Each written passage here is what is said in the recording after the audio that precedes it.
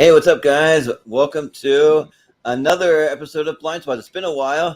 It's been like almost 6 months for this show too, but we like to throw these shows in here from time to time. We want to start getting back to doing them on a regular basis, but we are back hmm for one that we've been waiting to do for a while. So we're on episode 9 of Blindspots, and we're gonna be talking about true romance tonight. So I am hmm your host tonight. I'll be playing the part of Clarence, and then I have with me Drexel, And I'm gonna be Austin Pez. Drexel because it ain't white boy day, is it? Oh no, it Yeah, ain't. yeah. It ain't white boy day. Nah, What's no, up? man.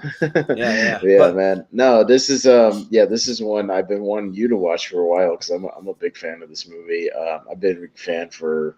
I mean, I only saw it about 10 years ago, really, but for realistically, I heard a clip on a podcast about this movie. I hadn't heard of it for the longest time, and then on a podcast, somebody played the Christopher Walken Dennis Hopper scene. I was like, "What is this movie? Like, this is amazing!" oh And then I found yeah, out it was True Romance, and I was like, "Okay, so there you go." And time to I watch watched that it and I one. loved it. Yeah, definitely. Yeah, So yeah. yeah, it's an interesting one. So we're doing, we've done some Tarantino on the show, and this is kind of doing Tarantino. We're doing a Tarantino written movie, but directed by Tony Scott, Yeah. the guy who did Top Gun and a lot of the Denzel later movies and all that kind of stuff. So yeah. If you scroll down through our library, like way down, hmm you can probably find the last episode that we did, which was Pulp Fiction that I watched for the first Yeah. time. So Well, this was just a year before, and this was one of his couple of scripts that Tarantino wrote. Before he became a filmmaker. This and Natural Born Killers and From Dusk Till Dawn. He had a lot of these scripts he was selling, and he wanted to direct this, but Tony Scott, kind of directed it. Was because it was right after he made. It was right when he was making Reservoir Dogs, so he wasn't proven as a yeah. director yet. So the company wouldn't quite let him direct this yet, but they paid him well for it, and he was happy with the outcome. He was not happy with the Natural Born Killers outcome, but maybe we'll talk about that at some point. Yeah, yeah. Right. He was very happy with this movie, and he's very proud of especially of the scene that I'm sure we'll talk about the Dennis Hopper Christopher Walken scene. Oh yeah. I was reading up a little bit about it. Yeah, I guess this was the first screenplay, True Romance, that Quentin Tarantino ever wrote. But he wrote Natural Born Killers kind of like near the same time. And I know Well, Tony Scott it, wanted yeah, to he wrote direct it at the both of same these time, movies. but it was going to be kind of like two movies in one, so it was kind of going to Yeah. be the same. The idea was that Clarence and Alabama at first were kind of going to be like the Mickey and Mallory character and Natural Born Killers, and then it kind of Uh, split into two movies eventually. So it was like one big script that was like 500 pages, and then he eventually split it into two stories. yeah. Because Natural Born Killers is very much Woody Harrelson and I'm forgetting her name, but she was in From Dusk Till Dawn as well. But it's them on a Oh road yeah. trip, like killing Uh-huh. people essentially. So it's like a road trip thing. Also, kind of like this movie becomes a road trip movie. Yeah. Yeah, right. Which funny enough, Natural Born Killers also a blind spot for me. So maybe we'll actually do an episode of Well, I Natural Born maybe I'm not as high on Natural Born Killers. It's got a cult Okay. following, kind of like some other movies. I'm not as high on it. I think there's good things about it, but Yeah. it's an Oliver Stone movie. It's an Oliver Stone movie, so it gets weird. But yeah, but if you ever want to see Rodney Dangerfield play like an asshole villain, Yeah. then there you go. Yeah, yeah. Well, So yeah, that's a movie for you. well, if anybody Yeah. watching or anyone that's tuned into this, you can put in the comments or you can message me if you want us to do one for Natural Born Killers. We will if anyone responds. If not, we'll probably move on to some other stuff. But But we if you can think you we want to can we see can it, still do Tarantino. We can do something else because you said you haven't seen the Kill Bill movies, right? So that would be a good discussion if we ever did the Kill Bill movies. yeah, yeah. Um, and because that's a big Tarantino one, or we could branch out into some other genres, some other horror movies or some other Well, sci-fi movies or whatever. We'll figure something out. well, actually, funny enough that I just barely watched the Kill Bill movies for the first time, probably like about 2-3 weeks ago. So actually, that may Hmm. be our next one since it's so fresh in my mind. It's kind of like I just watched it for the first time, really. So I mean, Yeah, yeah, no, and those movies get better every time I watch them, and I watched them again fairly recently for a battleground match. So yeah, they're pretty fresh in my head as well. but one of the things I wanted to bring up is that so if anyone in the show Blind Spots with this little logo here, so I'm Mhm. just gonna say all the little movies that are represented in it. So you have Home Alone, which is the movie that I've seen the most. So I've seen Home Alone probably at least like almost 200 times. I've seen it so many Hmm. times. I watch it like more than just Christmas. I watch it like All the all throughout the time. year. Yeah, but then all the movies that are kind of popping through. So they're all movies that I've already watched for the first time. So when I started doing this, I had not seen Aliens, but I watched Aliens. We did an episode about that. I not seen Taxi Driver. We did an episode about that. We haven't done one for Jaws, and I've only seen it one time, so we may end up doing one for Jaws. Maybe that could be one. Yeah. And then I could, well, I could talk about Jaws. It's like in my top 10. So, oh yeah, yeah, I absolutely. could talk about Jaws all day. Yeah. Yeah, but then Beetlejuice, I have not seen. Well, no, Beetlejuice, I've seen once for the first time, so I got to watch that. That I have seen Coming to America, but it's one of those ones where I just caught it on TV and I was kind of in and out. So Hmm. I really haven't given it a proper watch. So I'll have to sit down and actually give Coming to America a proper watch eventually. But yeah, those are Hmm. just some of the things I was able to watch. Maybe we'll get a little further. I'll make a new logo with all new blind spots and we'll try and make our way through them. But yeah. Yeah, well, Taxi Driver plays a little bit into this movie because there's the scene where he goes to where Clarence goes to confront Drexel at the house. He's dressed very much like Taxi Driver. He's got this like army jacket on, and Oh he's yeah, got you're these right. like sunglasses. And Tony Scott told Christian Slater to watch Taxi Driver, watch it before they filmed the scene, because he's kind of acting like Travis Bickle in that movie, kind of doing this vengeance sort of thing, but he gets himself into a little bit of trouble, much like the end of Taxi Driver when he's going on the confronting those guys in the apartment building, but he gets shot in the process. You know what I mean? He doesn't Yeah, he doesn't come out of right. there unscathed. He gets pretty beat up, during that scene trying to play a hero. So, yeah, but it's that scene. Taxi Driver definitely has an influence on this one in some ways. Oh yeah, that makes a lot of sense. Yeah, yeah, Hmm. yeah. But I was just gonna give a little info, kind of like some general information about the movie. So it was released in 1993. We already mentioned it's Hmm. directed by Tony Scott.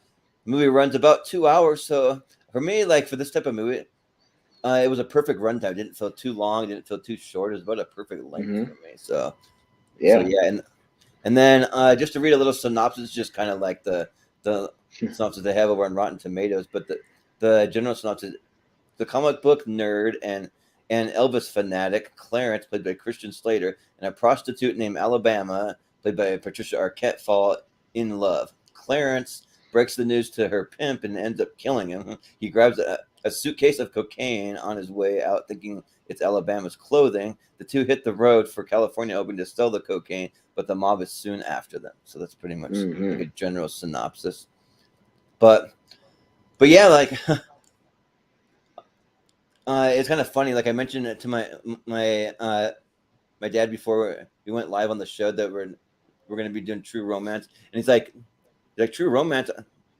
Like I didn't know Quentin Tarantino ever wrote a romance movie. And I was like, well, Well, it's it it's is a his romance of version. sorts. It's his Yeah, version of a romance movie, which involves a lot of guns and drugs and violence and a lot of yeah, weird, conversations and yeah, weird old movies and comic books and all kinds of, and yeah. Elvis, Right. a lot of stuff that he loves, all kind of mashed into one. Yeah. So, I mean, at its core, it is a romance, movie. It's about this couple, Yeah, getting into these kind of wacky adventures. But yeah, I mean, it's still got that Tarantino, edge to it, just directed in sort of a flashy way by Tony Scott. yeah, yeah, for sure. But yeah, the so I decided to use my the screen name as Clearance just because I find that character very relatable. Like a lot of the things he Mhm. does just seem like a lot of things that kind of relate to me. Like he works at a comic book store. Like I'm a huge comic book fan, and then Mhm. he's also an Elvis fan. I'm a pretty big Elvis fan. I'm not a diehard, but like Elvis is pretty popular in my family, especially with my grandparents. They're huge. My grandma's an Elvis fanatic, so there's Mhm. that. And then he loves all these arts movies. So like he likes to watch this martial artist, Sonny Chiba, and so he goes to see Mhm. these movies: The Street Fighter, The Return of Street Fighter, and Sister Street Fighter. So I we want to have to find watch this those. fantasy, made up theater that would actually show 3 Street Fighter movies in a row, because I have never seen that advertised Yeah, anywhere right. other than maybe the theater Street that Fighter. Tarantino now owns, the New Beverly out in California. He would show something like that on a triple bill, but in some Yeah. random town, like like Detroit or wherever, I can't remember where they are, but like, or wherever they're at. Yes, Detroit. Yeah. I can't see anybody, any random theater just showing, or even if they did, nobody would show up, especially in 1993. Like, it's more Yeah. of a niche thing to like do that nowadays. It's more of a kitschy thing. But yeah, 1980. This is a total fantasy scenario of Tarantino working at the video store, Yeah. around this time. So, but yeah, I mean, Sonny Chiba, obviously would later come into play when he actually cast Sonny Chiba in Kill Bill as Satori Hanzo. So, he got to work Yeah. with Yeah. Right. one of his heroes and actually direct him in a movie, which is, I'm sure pretty cool for him. But Tarantino's has said a lot that he wrote Clarence kind of not as himself, but like, a lot of, like I said, elements about himself. He played Elvis impersonator on the Golden Girls. We just talked about it the other night. Oh yeah. He's a big That's Elvis fan. right. Yeah. He's a comic book dork. He's never directed any comic book stuff, but he's a comic book fan. He's a sci-fi fan. He's a fan of those old kung fu movies, fan of old movies in general. And you can see a lot of that influence even when he goes to Drexel's place, and Drexel's like watching old blaxploitation movies. Tarantino knows about that. So yeah, it's definitely based around that. And I definitely will say Alabama is a creation of this movie where she's like the perfect woman that doesn't really exist. Yeah. She's like the Right. girlfriend we would all wish we had, that like loves to also watch these movies and is like fun to talk to, and she's beautiful, and she likes to have sex a lot and like all kinds of crazy, like it's, she's like Yeah. the perfect girl mashed into one, a total fantasy, but Not realistic. and Yeah. I'm Right. yeah, not terribly realistic, but she's fun to think about. And do you want to know who originally Tarantino had in mind for the 2 leads for Clarence and Alabama? Would you like to know? Who's that? So he originally envisioned Clarence as Robert Carradine. And now, if you don't know Robert Carradine off the top of your head, he was the main nerd in Revenge of the Nerds, Louis Oh, Skolnick. that's who he was. so, Okay. so yeah, and so because he was a big fan of the whole Carradine family, obviously, again, he casted David Carradine in Yeah. Kill Bill as Bill, and he's a fan of that Yeah. acting family. But Robert Carradine, because he was like known as this nerdy guy, like Clarence is supposed to be this nerd, which kind of makes sense. But I think Yeah. the studio was like, yeah, but he's like this nerd, and we don't buy it when he's like doing violent acts later that he would get over on Yeah. anybody. It just doesn't quite work. So they go in with I would Christian buy it, Slater. but I mean, never know. maybe, but it'd be a little bit of a stretch. Yeah. But for Alabama, Tarantino wanted Joan Cusack, who at the Okay. time had done, she had done some stuff in the 80s. But, I always think of Joan Cusack like later in like School of Rock as like the Yeah. principal, Same. you know what Yeah. I mean? The old Things like lady. that. Yeah. Yeah. So that would have been a little strange going back and watching that. But that's who he originally envisioned. And then everybody else was kind of just casted kind of throughout the thing. Yeah, this cast is just completely stacked. I mean, everybody that Yeah. It's pops up huge. is like somebody. I mean, yeah, I mean, you've got Slater and Arquette, but then, like I said, we got Dennis Hopper playing, Clarence's dad. We got Val Yeah. Kilmer showing up as Elvis in an As uncredited, Elvis. Yeah. thing. Yeah, obviously Gary Oldman as amazing Drexel, and it's one of Yeah. his best roles ever, even though he's only in the Incredible. movie for Yeah. 10, 15 Well, minutes. you almost don't even Total recognize steal. him. Yeah. No, you don't recognize him, and Ullman himself has said this is one of his 2 favorite roles he's ever played. This and Lee Harvey Oswald and JFK. Oh yeah. But yeah, so Christopher Walken back when he was like still intimidating, like wasn't a joke yet, kind of Christopher Yeah. Walken. This movie Yeah. Right. reminds you when you watch this, like, oh yeah, he can be like an intimidating, like really, really cool presence. Sam Jackson Yeah. pops up for like a minute. For a minute. Yeah, Brad Pitt as just this random stoner laying on a Yeah. couch. Brad Pitt's um, hilarious. Yeah. and then the guy we can't seem to avoid in the last month or so, Jordan, Bronson Pinchot, I as know he the shows up again. Yep. shows up again, and we can't seem to get away. We were just talking about Perfect Strangers the other night on the '80s show. We can't get away from Bronson. Yeah. Yeah, we always talk about him. Michael Rappaport, Sal Rubinek, James Gandolfini as like the head henchman dude, Virgil. Yeah. Freaking Tony Soprano himself, like 5 years before. I mean, yeah, everybody that shows up, Chris Penn, Tom Sawyer, everybody is Yeah, it's somebody like that you know and love, and you're happy to a lot of see. So yeah, character this actors that cast you would is recognize. tons Yeah. of character actors. Yeah, you recognize anybody even if you didn't know the name. Oh yeah, I know that guy. I know that guy. I know that guy. Yep, So yep. yeah, but crazy cast, which is another reason I love this movie. Everybody's somebody you're happy to see, that pops up here and there. Yeah, yeah, for sure. Yeah. Yeah, and basically we get into the movie, but it's set in Detroit, so that's kind of what we were Mhm. talking about. But it's kind of like a road trip because they make their way, I think, to L.A. Is that where they end up? Yeah, they Hanging end out? up they're going to Hollywood, to sell some movie producers some cocaine for their actors and their Yeah. crew, they figure that's the best option. But yeah, I mean, before they even get there, it's this whole thing where, Clarence's boss, hires this escort, Alabama, to go watch these movies with him and give him a good time on his birthday, obviously. And then she kind of has this breakdown. It's like, no, but I really actually like you, and I don't want to do this, and I get this weird pimp, and then that's of course where it gets crazy because you get, Clarence going after Drexel just to get her clothes and stuff, and then has this crazy showdown with him, and he's obviously, like we said, unrecognizable and Yeah, amazing right. as this Yeah. pimp who's got these dreads, and it's obviously Gary Oldman, but like he thinks he's black. Well, you could say, Jordan, Yeah. he identifies as black. Would you Yeah, say right. that? Oh yeah, yeah. So yeah, pretty early progressive stuff there. He definitely does He's like, not "Why don't you sit identify down as and have some white. of this Chinese food with me, or whatever?" Chinese food, Oh, yeah. Just come on, get yourself an egg roll. You yeah, know what get I'm some of the egg rolls. Like, you saying? don't want Just to an eat, egg man? Come roll. on, that really says a lot Oh, come about you, on. man. Yeah, yeah, Yeah, you some bad motherfucker, ain't you? yeah, Yeah, that's right. yeah, And then yeah, yeah, like I said, when he gets over on him and almost dies, I bet you it wasn't White Boy Day, was it? Oh, it ain't White Boy Day. Just he's yeah. he's so great in the 10-15 minutes he's got on screen that he just eats up every scene. He steals the movie. It's one of the things you remember after, you can't forget after this, and you can tell Gary Oldman's just having so much fun with it. That whole You make, scene is just yeah, nuts. He gets shot in the dick, yeah, right. and that's not Yeah, good.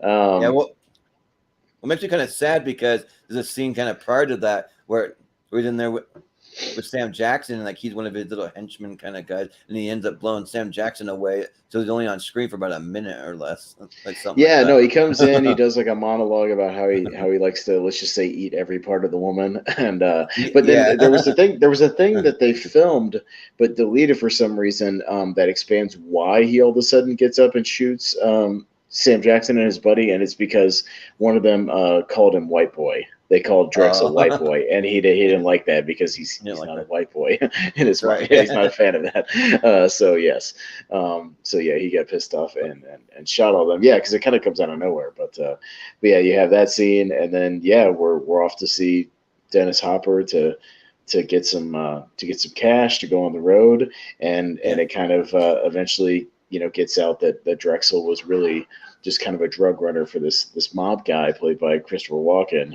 and Yeah. and yeah, we get literally one of the seriously one of the greatest acting scenes of all time, like in my opinion. Like I think the scene is just so good, like the way Hopper and Walken just sit down and have this back and forth, about like, just you might as well just tell me, whatever you got to know, because you can say you didn't have a choice, all this stuff. And the Hopper, who was like a former cop, like tries to kind of Yeah. pull some tricks and lie a little bit, and then Walken does this whole monologue about how he knows all the telltales of how somebody lies, and then Hopper. There's a key moment in that scene, if you noticed it, Jordan, where then he kind of sits in he kind of looks down and he sits, and Walker had earlier offered him a cigarette, and he Can I have one of those declined. Chesterfields or something? Yeah, and when he goes, now I'll have to take one of those Chesterfields. Now what he's Yeah. doing is he's accepting his fate because he Yeah. knows he's going to die in a minute. Because what Yeah. he's going to do is he knows he's going to die anyway, so he's just going to sit here and tell this story about the Italians and the Moors, and he's going to insult this guy with this story, and he knows he's going to die insulting this dude. And it turns into one of the great things ever of Hopper doing this monologue about the Italians and the Moors and the genetic history. and it's just so great with the music in the background, the kind of operatic music. Oh, da, da, da, da, da, and they Yeah, keep glancing over to like yeah. Gandolfini's kind of cracking a smile, like I know what this guy's doing, and all these guys are just, and then Walken kind of laughs with them, but obviously they go back and forth and he eventually shoots him. But man, it's like I still go back and watch that scene, just that scene alone on YouTube. Like it's like 6 or 7 minutes of greatness. It's so great. Oh yeah, yeah, yeah. And I brought up the actual like like transcript. I wanted to maybe read some of them, but then I realized that it's like maybe with Yeah, the it's a N word little and racy. like all that. Yeah, no, let's not do Yeah, that. so I was like, Let's not do. yeah, so I Mm, was like maybe not, but no. like basically like he's just saying like how he says all the Italians. Like, I think you can say "wop." I don't know if I said it. Sorry if you're offended, but it's what they call it Yeah. the Italians, and then he just says that all of them are descended uh, from the black people, but he uses the N word and like it's the whole thing, and then like just Christopher Walken's reaction, he's like, oh really, huh? All right, and he's just laughing. He gets this huge grin on his face Yeah, no, because he's just like, look, listen to this guy, and he's like, hey, no, yeah, this is true. It's history. You can yeah, look this up. He's like, that's yeah, how they did so much fucking that blonde hair and blue eyes became dark hair and brown eyes, and yeah, it's funny because Christopher Walken in the movie has like dark black hair and like brown eyes, and that's what he's doing that, and yeah, he's talking about this. How the lineage changed and everything, but it's an insult because he calls him like a eggplant, and all kinds of yeah, stuff. yeah. And it's yeah, and he's laughing. And he kind of kisses him on the cheek, which is like the Sicilian kind of kiss of death thing. And then he pulls a gun and just shoots him. But it's a brilliant, brilliant scene. So great. Yeah, yeah, and I know that pretty much the whole entire scene, which is written by Quentin Tarantino, except for the couple of things where they were provided only when he says eggplant, and I think like one other word in the whole scene, but everything Mm-hmm. else, which is straight written, which is like for Quentin Tarantino's very first screenplay, that's amazing writing right there. Like that, Mm-hmm. the whole entire scene, if Yeah. you go back and watch it, like it's just, yeah. Mm-hmm. So Well, and then to actually write that, and then to have people, with the prestige of Dennis Hopper and Christopher Walken doing it is really something. Like, could you imagine like writing that scene, and then you get these two, actors that he probably grew up watching, on yeah, TV and at the video store. Like, you got these powerhouse actors just sitting there and just going back and forth. It's really great. Yeah, it's yeah, yeah, awesome. and one of the things that I wanted to point out too, like when the movie starts, like it almost seems kind of sweet because like it has some kind of sweet sounding music. Like it's gonna be this sweet Dun, love dun, story. dun, dun, dun, dun, dun, dun, dun, dun, dun. Yeah, yeah. And it's actually a Hans Zimmer score, and you wouldn't think about it Don just Zimmer, listening yeah, to it, but he yeah, made this right. very kind of sweet, sort of almost like a tropical score, which kind of makes sense because they end up in Mexico. But yeah, like this sort of bouncy stuff, but then it kind of gets dark when it needs to get dark during the fights and stuff and some of the gun battles. But yeah, it's got this main theme that's very bouncy and kind of like almost sounds like a Caribbean thing or something. Yeah, it sounds kind of like that. But yeah, it's very unlike any other Hans Zimmer score. Yeah, yeah. Yep.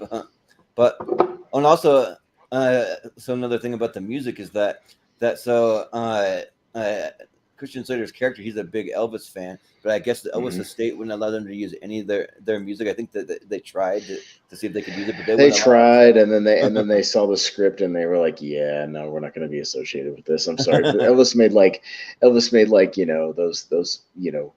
bouncy movies, Blue Summer or whatever, all that stuff, those kind of yeah, beach movies and yeah, and all that yeah, stuff. It's like, yeah, we're not gonna be associated with this.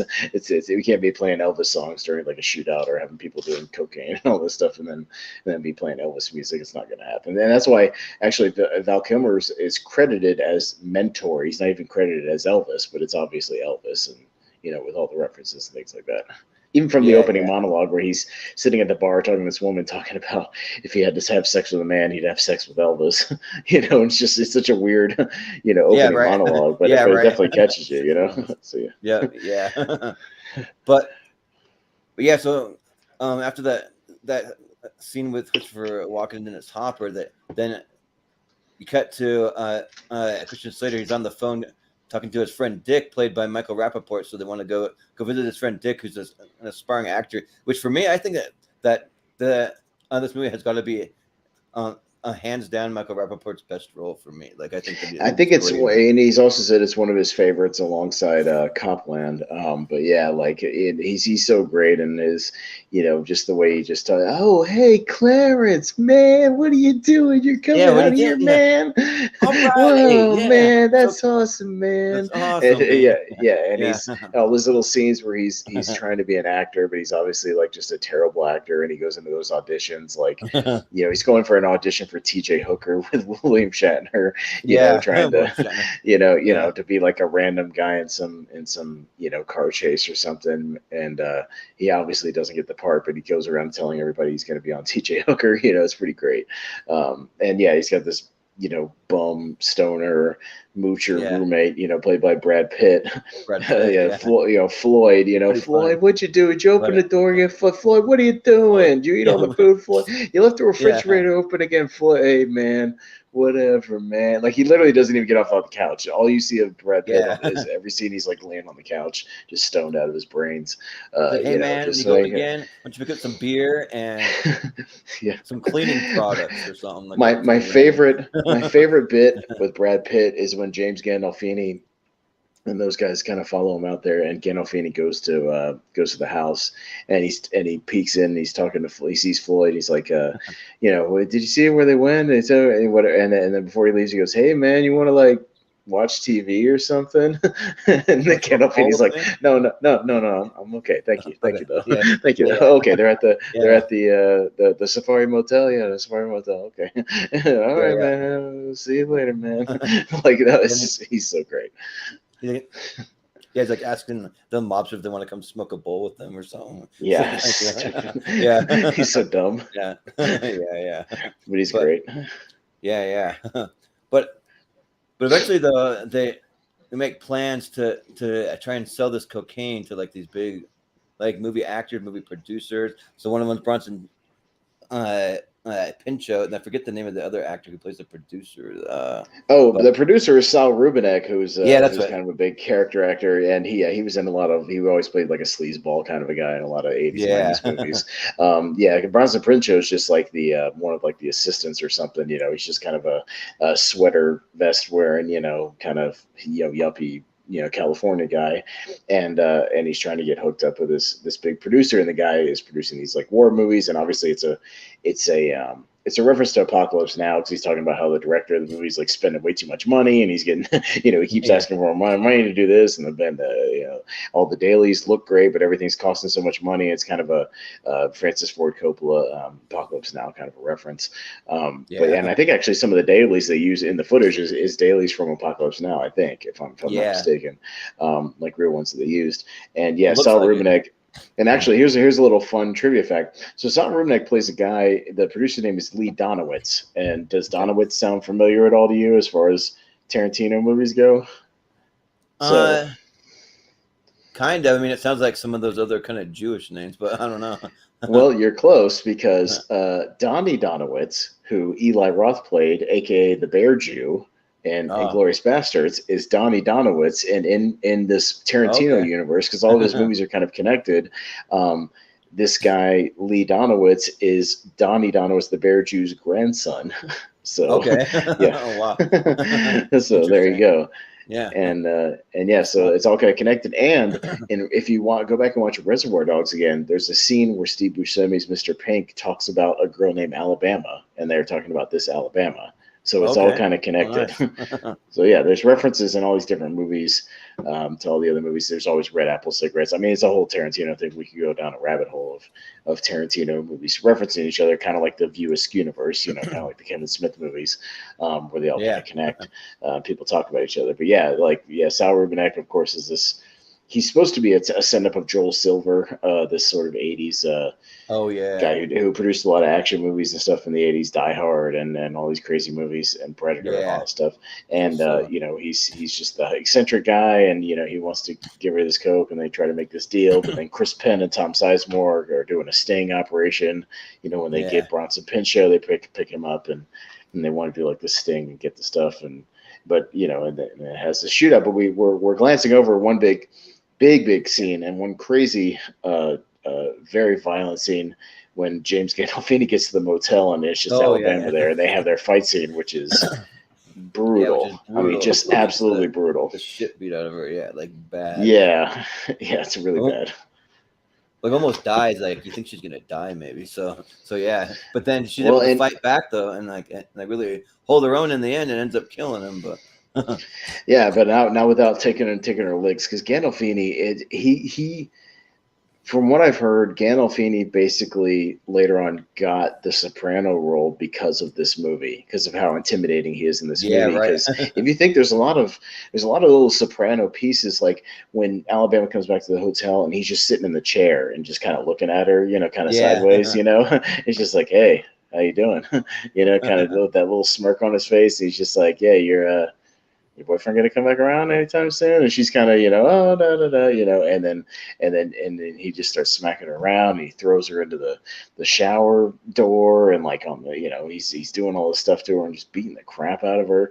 Just point, even just when he's punching her in the gut, it's just like it's very, you just feel every punch. The sound design's really good, and yeah, she ends up fighting back with that little corkscrew and puts the corkscrew in his foot, and ends up, and then it just ends up unloading a shotgun like right into his face. Like, it's brutal, man. Like, it's a tough fight. It's a tough scene to watch. But yeah, it shows Alabama have a lot of heart in that scene. Yeah, she fights back, man. Beats up James Gandolfini. And James Gandolfini even says it like a couple of times. Like, you got a lot of heart, kid. You got a lot of heart, or something. When she's like, but come on, you know where this is going. Just tell me where the coke is. Tell me where the guy. I'm gonna kill you if you don't. Like, I don't want to kill you. Just whatever. And yeah, dude, even when she sprays the hairspray with it makes a little flamethrower. The hairspray in his eyes. Like, that's brutal. Yeah, I mean, it's one of the great low key kind of brutal fights of all time. Like, it's really, really great. And then they kind of reunite and they sell the coke and stuff, and and there's a shootout with the cops. I mean, there's all kinds of crazy stuff. I mean, this movie starts out as little dude just watching Sonny Chiba movies in the theater, and then it's with him in Hollywood, everybody covered in cocaine because he shoots one of the the bags, and everybody he gets shot in the eye and loses an eye and all kinds of crazy stuff, man. It's pretty nuts. A little fun fact too that it was said that for James Gandolfini to get into character, he didn't shower for like 3 days or something like that, and then he didn't even wash his underwear or anything. He wanted to have he just wanted to play a little scumbag, like completely scummy dude. Yep, exactly. Mm-hmm. Yeah, so he did that, and then also they were going to originally have Tom Sizemore play that part, but he wouldn't do it because of the sheer brutality of it. That what he had to do to Patricia Arquette's character, he refused to do it. But then James Gandolfini stepped in, and he was willing to do it.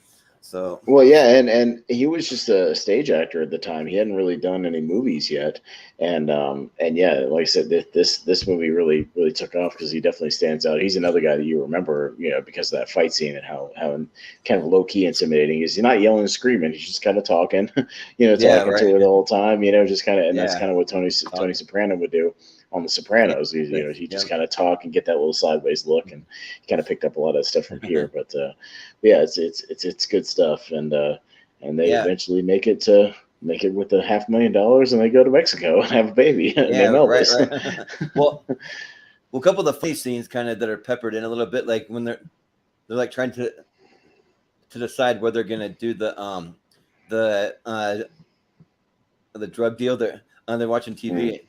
And then Alabama's like, if you do it on a roller coaster, and she's like watching some roller coaster on TV, so they end up going to a roller coaster to like hash out all the details with Bronson Pinchot's character, and then it's actually known. This is another little fun fact. So both Bronson Pinchot and Michael Rappaport, they both hate roller coasters. They hate that kind of stuff, but they had to do it for the movie. So you kind of watch them. That's like some like real fear in their eyes. They don't like that kind of stuff. So, and if you see Michael Rappaport in some of the later shots, he looks like he's kind of like glassy-eyed and weirded out is because he was on Yeah.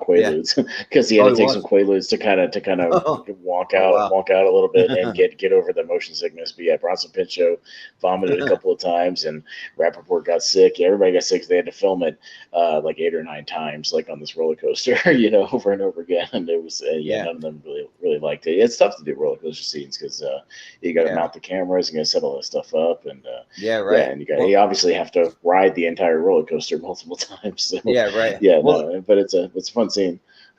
Michael Rappaport though, he's kind of a weird guy. Like he was great in this movie, but in real life, there's some stuff that he does that's like pretty funny. Like he has a YouTube videos where he's like yelling at the cat, "Ma, ma, like what's it with this fucking cat or whatever." Yeah, he has those that are pretty funny. But then like he's kind of like really pissed off a lot of like people he's associated with. I don't know if you ever heard the whole thing where like he became friends with Kevin Durant, the NBA player, and I guess they were having some private text messages going back and forth, and they were kind of trash talking to the point where like he was really making some really low brow insults, kind of like talking about his wife, talking about his kids, talking about all that stuff, and so Michael Rappaport released all of it publicly. So if you go into Google, you can find the whole text conversation, and like people were like pretty upset. I guess he used to be a regular guest over on Barstool Sports on YouTube, and they got into a whole feud where they won't have him back, and now he's trying to sue him and stuff. Like it's a whole big thing. Like it's crazy. Like he's a weird guy. I don't know. Like he just does what he wants. So he's definitely not unopinionated. That's for yeah, sure. right. Yeah, For he sure. definitely does a lot of little videos. He does a lot of TikTok videos and all kinds of stuff. Yeah, he's a strange dude, but he's really good in this movie as kind of that aloof, kind of He's a dopey, great actor. So yeah, friend. I'll give him He's really that. good in here. Yeah. Yeah. But yeah, it's good stuff, and I love the direction of the movie, the writing of all this stuff. It's a lot of fun, and especially if you don't know. I wanted to ask you. So when I told you about this movie, and I told you it was kind of a Tarantino-ish kind of movie because he just wrote it, did you know anything about it, or like the plot, or like who was in it, or anything, like, or where it was going to No, like go, like? I didn't really know anything about it. The only thing that I really knew is actually Michael Rappaport. He used to uh, uh, he used to go on to like Collider Movie Talk and some of those stuff from time to time. It was like a random guest, and they would try to talk about like superhero movies or Star Wars movies. Like he famously he doesn't like any of that stuff, but he's really proud of True Romance and some of those more like grittier roles that he's done. So he would always talk about that. He's like, when we talk about some True Romance or something, like you know that was in this little movie written by Quentin Tarantino. So I only knew that Quentin Tarantino wrote it. I knew he was in it, but I didn't know anything else about it. So Okay, all right. So yeah, and it's funny when you go, you don't see a lot of anymore. Christian Slater is one of those weird dudes who people compare to. They always say he's doing like a Jack Nicholson impression sort of a thing. He's very yeah, Nicholson in his delivery, and he was kind of bigger in the late '80s with Heathers and stuff, and Pump Up the Volume. But yeah, he's one of those dudes who's all that always stuff. pretty solid in everything he does. But I feel like he never quite reset like A-level status, like he was always kind of one of those guys they pushed as like a leading man, and he kind of ended up just being more of a character actor, kind of a side guy, later Yeah, on. And yeah, it's one of those, I don't want to say he's like one of these guys they push now, like, Jai Courtney or something, because I think Slater's better than that. But he was kind of like that guy where they were trying to make him like this leading A-list guy, and it just kind of didn't work out over in the long run. You know what I mean? Like it just didn't quite get there. yeah. Well, like I don't know if it's something where like he never really like achieved that like real A-level status, or if it was a case where he just needs to fire his agent because he's picking bad projects or something like that. I don't know. Well, He's in a lot of and weird stuff. yeah, I Yeah. mean, yeah, he's in a lot of weird stuff, and he would do stuff where he's like kind of barely in the movie. Like the year after this, he's in like Interview with the Vampire and the modern segments with Brad Pitt, like where he's playing like the journalist guy, and Yeah. yeah, I mean he would do weird stuff, and he really needs And a lot like of TV shows and like random yeah, stuff like yeah, that he he pops does a up. lot of he does a lot of TV now. I mean, he was a main character on Mr. Robot, and that was a pretty well Oh yeah, known yeah, acclaimed show, and he yeah. gets good projects occasionally. So I can't fault the guy. He's working, he works hard, and I like the guy. Just movie wise, in the last 10, 15 years, he hasn't had a whole lot other than some kind of direct to video stuff. Yeah, But yeah, I mean, but he's really good on the TV shows that he's on and stuff, and I always like him when he pops up. he's in this kind of lesser known TV show that I always like to give some love to. It's called Breaking In. It was on NBC, and it Hmm. had my boy Brett Harrison, who was the main star from that show Reaper. So like they were Oh, together, okay, yeah, you talked about that. and like they were like doing all these little heists and stuff, and like he's the master heist, and he's like just training Brett Harrison to like break into vaults and break into like all these high security Mm. places, I guess. So like I always like to give a little recognition to some of these kind of like under the radar shows. So Breaking In, what it was, I would definitely Okay, recommend it. But yeah, he just pops up on all these random things, so it's kind of interesting. But there this you go. but overall the cast is like really stacked. So like there's a lot of actors that like uh either wonder like what happened to him, like kind of like Bronson Pinchot, he kind of dropped off the radar. Some of those guys, but then there's a lot of character actors that are actually working a Hmm. lot, but you just don't uh you don't always recognize the name. Like I was thinking of let's see, who was the guy? Oh, Chris Penn. So like I remember from when I was a Hmm. kid, he shows up in the movie Beethoven's Second. There's a scene where like the kid's like Beethoven Hmm. bite this guy in the wiener, and then he like goes up and like bites him like in the crotch or something. But he was like the main villain from that movie. He's just in one of those character actors just pops up in random Yeah, stuff. unfortunately, he's one of those guys. He passed away back in '06, and Oh, he did? it was kind of yeah, he's actually I passed didn't know away, that. and yeah, he was only 40 when he died. Oh, dang. Yeah, I can't remember. I think it was a overdose or something like that, or no, it was heart disease. So he had a bad heart. Okay. I'm sorry, but yeah, it's rough. And I first really knew him. I mean, I knew him from Reservoir Dogs, but I also knew him from Rush Hour. Remember, he's the guy in the opening scene of Rush Hour that Chris Tucker buys the bombs from, and then Oh, they go yeah, to you're get right. info from him later. Yeah. I was in the diner. You weren't in the diner. Yeah. I've been at the back of the diner. Yeah. Clyde, what's up, man? Yeah, no, that's where I knew him from was Yeah. that, and then obviously What's he's up, in man? Reservoir Dogs. He kind of tries to cool things off at the end of the movie. But yeah, he showed up in a lot of stuff back then, and yeah, Tom Sizemore, yeah, was in a ton of stuff back then. Like he's in Heat, and he's in Harley Davidson, the Marlboro Man, and Saving Private Ryan. And he's Oh, been in yeah, a bunch yeah. of stuff too. Like he's been in a lot Yeah, of same movies. part around. Yeah. But yeah, it's one of those Yeah. things where again, everybody that shows up, you sometimes don't always know their name, but you're like, oh yeah, it's that guy. Oh, it's that guy. Oh, it's Hmm. that guy. This movie's like chock full of them everywhere. Yeah, like near the end when they have the big shootout scene, you pretty much get almost all the like the big characters in the movie kind of squaring off for like a Hmm.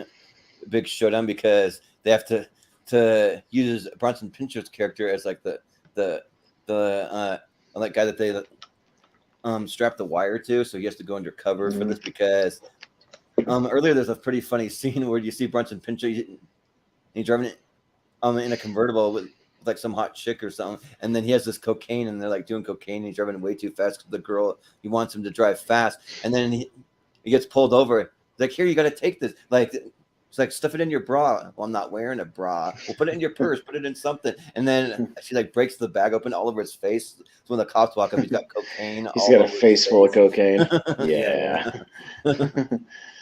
It's pretty Oops. funny stuff, but yeah, but the ending shootout though, like it gets pretty crazy because like pretty much almost everyone in the scene dies except for Alabama's character near the end. Like she's able to make it out there. You see like Michael Rappaport's character kind of make a run for it. A couple guys make it out of there, but almost everybody Well, dies. and you think that and Christian Slater was originally supposed to die in that scene. Yeah, Clarence was supposed to die in the original script. He did die in that scene, but the studio was like, "All right, this has been a pretty crazy movie. We at least got to have some kind of happy ending on this one." yeah, Like I know right. you don't like happy endings, but we kind of want a happy ending for this one.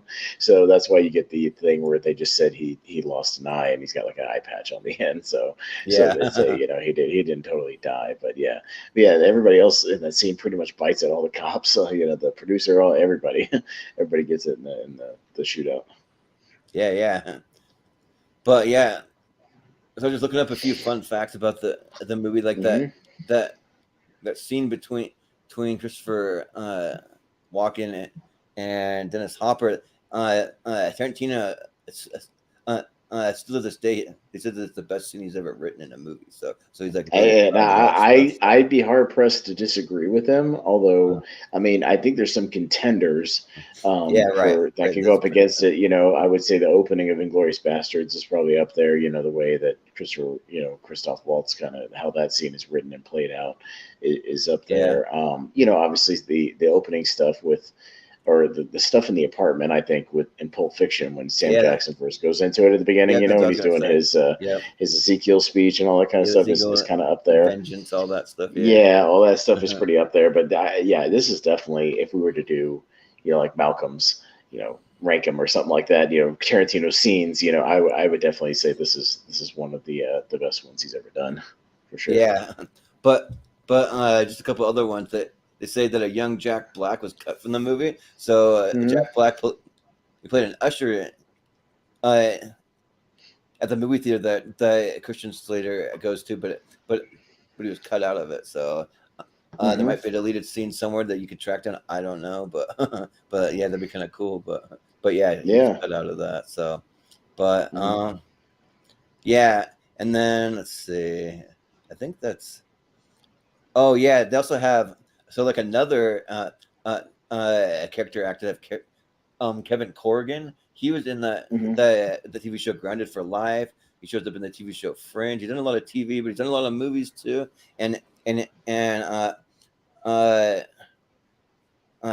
Tarantino and Tony Scott said that they actually casted him because they reminded him more of an actual gangster, which is a lot of guys Hmm. that are character actors that remind me of actual gangsters though. But yeah, that was a big Yeah. one though that they said though. So yeah, but Yeah.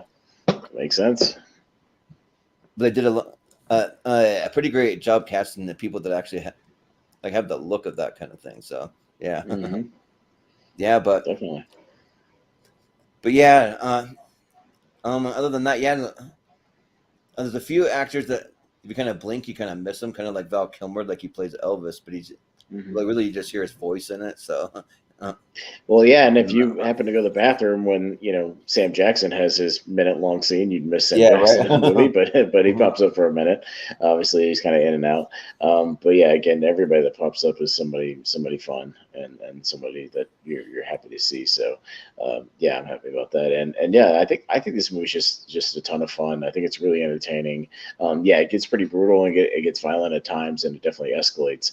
But if you're along for the ride at that point, which you kind of are, literally, from where it starts to where it ends, like I think it's a really, really strong movie, and it's been one of my favorites for a while. I think it'll probably when I'm going to retail my top 100 pretty soon. I think it's going to make it in there finally, Oh because yeah, yeah, it's nice. been kind of teetering on the edge. But I love True Romance a lot. It gets better every time I watch it. But yeah, what do you think? So you've seen it now, and I kind Yeah. of recommended it to you. Is it going to make it in the rotation occasionally, or is it just one of those Oh ones you yeah. check out every now and then? So yeah. Yeah. So they'll definitely make it into the rotation. Probably throw it on like every year or so, like something like that. And and I don't know quite if it'll make it into my top 64 or top 100 yet. Or I have to give it a little time to kind of let it sit with me a little bit. Mm-hmm. But it's a lot of fun though. Yeah, yeah. So definitely one that like probably the more that I watch it, the more I'll Yeah, appreciate it it's more. So that's what it is for me. Like I loved it the first couple times I saw it, and just every time I watch it, I try to watch like somebody else, what they're doing in different scenes, and just see how it's kind of broken down. But yeah, I mean, there's just every couple of minutes there's just a banger of a scene. I mean, again, from the openings, monologues are fun to like the actual development of the romance, like I said, to the Drexel scene, obviously, to the Walken and Hopper scene. I mean, every one Yeah. of those scenes just is so great that, like, every couple of minutes you got a scene that's just a classic, and it's just so much fun. Yeah, Yeah. I think it's just a great movie. Well, there's certain Quentin Tarantino movies that like I know from like my very first watch, like they're just automatically gonna make my favorite movies of all time. Like a Pulp Fiction for sure, Hmm. or like Django, like some of Hmm. those movies, like they're gonna be there for sure. Like this one's kind of borderline, so like I'll have to give it some more uh watches, but I think that it's one that kind of like I said that I'll gain a lot more appreciation the more that I watch it. I think so yeah, Yeah, totally. but if I were to give it a score out of 10, I always like to kind of cap it off with just giving it a score at a 10. Like probably like I'd rate it pretty high though. Like still like I'd probably rate it like a 9 out of 10. I think like it's like really Hmm. really solid. So I don't know if Yeah. you were to give it a score to 10, what do you think? Mine's like a 9.5, and the only reason it's not a perfect 10 is, and it's not really a nitpick of the movie because I still like the scene. I just think the movie kind of peaks with the fight between James Gandolfini and Alabama, because Yeah, like it gets really brutal, and it's kind of this big scene, and then the actual gunfight is good. But I think the movie kind of like hits this high note, between that and the Hopper and walking scene, that it never quite gets to those heights again, in the later half of the movie. But yeah, like it's still good, I mean, but like the scenes that are so good are so great, and the movie overall is excellent. That's just my only thing. Is like I think the climax of the movie is not quite as good as some of the other scenes throughout it, if that makes any sense. So if it yeah, had yeah. a stronger, even stronger climax, I would be down. But yeah, like it's still, again, it's still a great, awesome classic movie for me, and yeah, I'm glad we got to talk about it because I'm always promoting a movie like True Romance that I still feel like doesn't get enough attention or love, in the even in the Tarantino kind of universe. Yeah, and for me, as far as blind spots go, like I've been having fun kind of working my way through Quentin Tarantino's filmography, just because I had quite a few blind spots. So I know that I just barely watched Kill Bill for the first time, and then also Reservoir Dogs. And I actually think probably Reservoir Dogs will be Hmm. the next episode of Blind Spots that we'll end up doing. So, but I'm going to be out of town next week, so maybe in about 2 weeks we could maybe talk some Reservoir Dogs if Sounds good. that Yeah, works no, for you. So I'm always down to talk Reservoir Dogs. It's a great movie, and that's another one that it's not it's about the middle of the road as far as overall Tarantino, but it gets better every time I watch it. And like yeah, it's just not one I watch frequently. Like me, I put on Django and Hateful Eight, and so there's a lot, and even Kill Bill to a degree I watch a good amount. yeah. But yeah, Reservoir Dogs is still amazing. Like I love all of his movies, and And yeah, Kill it's a good Bill, one.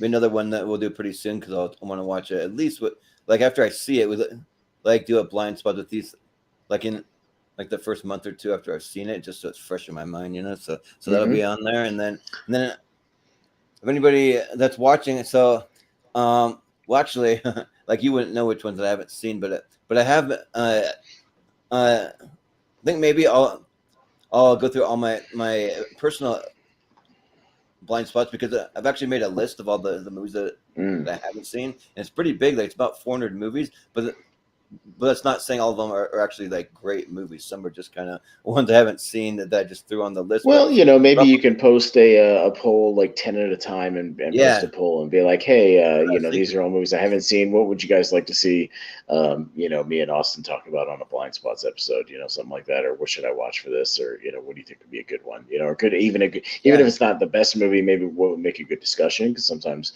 even some, sort of bad movies can be interesting bad movies that can make for good discussions. It's yeah, always yeah, something fun like that. But yeah, you could always do those mini polls and kind of work our way yeah. through Because like the long list. so usually we'll have a couple in mind, and then we'll like a couple Hmm. from the community. We'll let you guys vote Hmm. that kind of thing. Because yeah, it was kind of fun. Because I started off just doing like some really good movies that I haven't seen. Like I think the very first one that we ever did, uh, we started off with The Thing because uh, Hmm. The Thing I only saw for the first time about 2 years ago. So we were able to talk about that, and then we did a poll, and we ended up watching Turner and Hooch, which is like an okay movie, but But surprisingly, it actually made for like a pretty interesting discussion because of the relationship between Tom Hanks and this dog. Like it actually was a lot more interesting than I would have thought. So yeah. So like we like to kind of just have some fun with it. We'll do a couple really good ones, and then we'll let you guys choose. And maybe you'll pick a good one. Maybe you'll it could be one. it could be a Like comedy, fun it to could hear be a us talk sci-fi about. movie, some old classic. It could be Yeah. maybe if we get around to some of the westerns that I love that you haven't seen, maybe we can talk about some of those. Like the For $50 More or something like that, one of my favorites, whatever, or we could talk about the original Django or something like that, those type of movies. Haven't Because seen it. I've sent you Blu-rays of all those movies. You have my old Blu-ray for a few dollars more, and I have the new 4K Arrow one. So we swapped those out, and you own some of those movies. Maybe we'll go through some of the ones I sent you, and we'll find some good ones. Set some aside, the little blind spots pile, and maybe we'll work our way through some of those. Yeah, definitely. We got a box of movies that you sent me, just literally like sitting right off camera. You can't see it, but it's right down here. Right down there. So, yeah. There you go.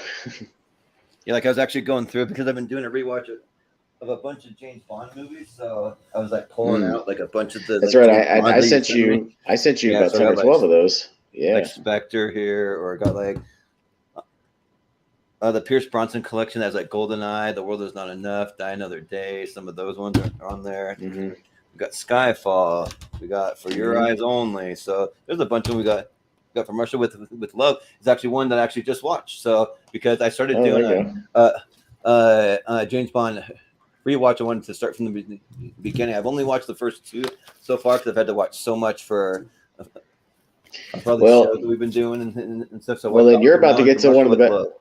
You're about to get one of the best ones and one of the biggest classic kind of when people think about, especially old school Bond, Goldfinger, which I think I sent you in that pile, which I think that's in there as well. Yeah. In that pile I sent you, Goldfinger is like a quintessential. Like when people think about not stereotypical, that might be the wrong word, but like a classically structured Bond movie. Goldfinger is one of the best because it's got like, the kind of iconic girls throughout it, the beginning scene that kind of doesn't really connect to the other ones. It's got some great car stuff with his Aston Martin, and it's got the Odd Job, the great henchman villain, the guy who throws the hat, it's all great. I got a classic kind of, and then Goldfinger himself like is a classic sort of villain, kind of talking, that you get the it's not a spoiler, but it's the famous line where he's got him of course, laid out in some trap, that you think Bond's a goner, and he goes, "Do you expect me to talk?" And he goes, "No, Mr. Bond, I expect you to die." It's that classic, villain stuff. But it's got a great theme song, Goldfinger. It's pretty He's great. The man with the Midas touch. Right. So it's definitely a classic Bond movie. So you're about to get to a good one. But I sat down at one point because I was following a podcast and watched all the Bond movies one by one. So I finally made it through, and I like about I like about a little more than half of them. Some of the Roger Moore ones in the middle get a little rough. One or two of the Connery ones are a little rough. One or two of the Pierce Brosnan ones are a little rough. But there's probably more good than bad overall. I would say there's more good than bad. Yeah, there's good stuff there.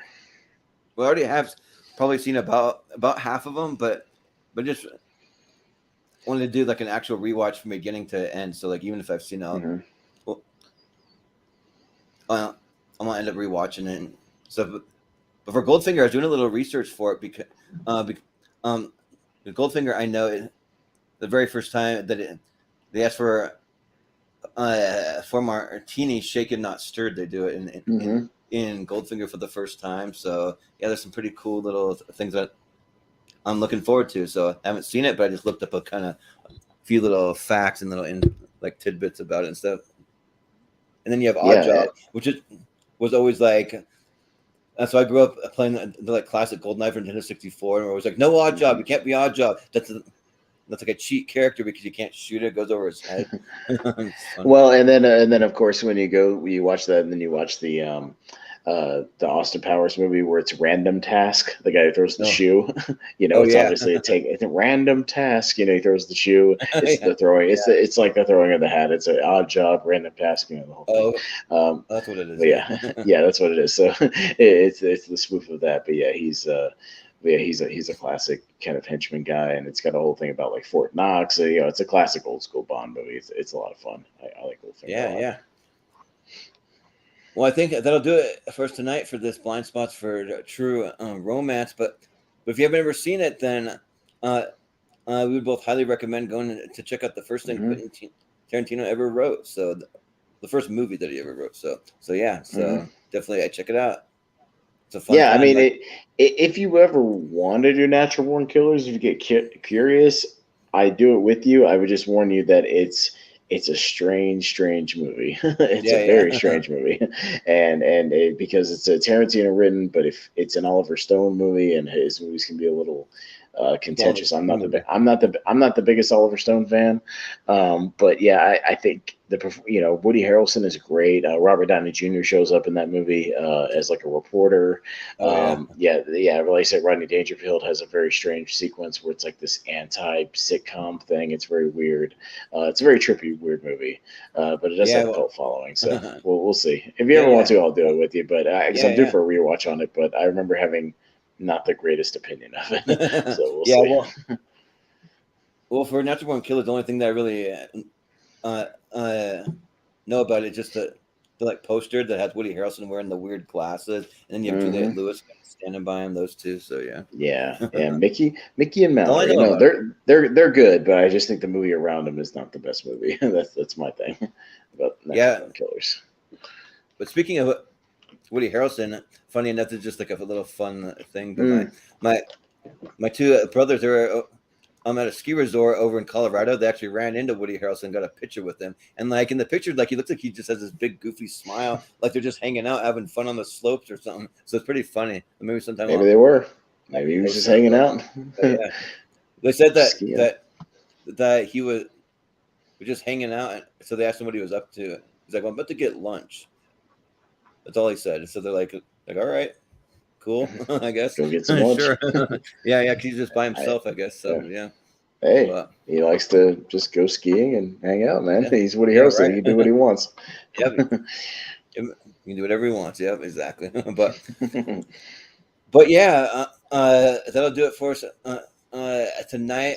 We'll just kind of end it there. Really, the only thing that I want to plug is that coming up Tuesday, we're going to have our tournament fights. Are going to be our best one crazy day / night championship. So it'll be a half bracket too. So hopefully it'll be a little shorter than our like marathon, like 3-4 hour episode.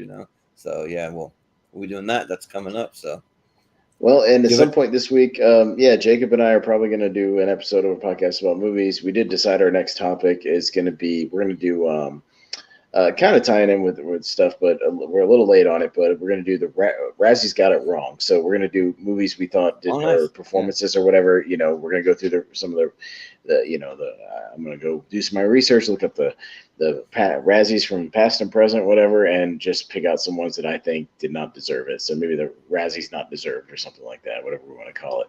Yeah. They Yeah. didn't deserve. They didn't deserve that. So the opposite of the Oscars got it wrong. We're gonna do the Razzies got it wrong, and thinks about things Nice. that are not that bad. So we're gonna do that. That's gonna be fun. Yeah. Yeah. And for Friday, I'm gonna be out of town, so we're gonna do our best of the Oscar Best Picture nominee from 1977 to 1989, but we actually pushed it to the next Wednesday, so you can Hmm. watch that Wednesday, April 20th. That'll be coming up along with our best rom com championship too. So that's coming up. So you can watch Mm. for those. So we only have as far as tournament fights and tier ranker fights go, we only have one episode this week, so that'll be Tuesday, and then we'll be back a week from Tuesday again. So, Okay. but yeah, Well, maybe so we'll squeeze in something else before you go out of town. I don't know, Wednesday night or something. I don't know. yeah, We'll see. We'll see. We'll see. yeah, yeah. Our uh, you and Jacob are always around. You're welcome to just like you got your podcast. If you guys ever want to do a show, you want to come up with something, like we're totally open Hmm. for all that kind of stuff. So Yeah. yeah, yeah. That's why you got to hit But that notification bell and subscribe to the channel so you can know when we go live on nights like this where it's a late one, but we're just having a little fun hanging out. yeah, So if yeah, you happen to right. be up, you can watch us live. Yeah, yeah, exactly. So yeah, but that'll do it for us here on blind spots. Hopefully we'll get these out a little more frequently. You can watch for the next one probably in about 2 weeks. So Hmm. yeah, so we're talking some Reservoir Dogs. So but anyways, yeah, that'll They'll do it. So for Austin, I've been Jordan, movie hero Anderson, and we will see you guys next time.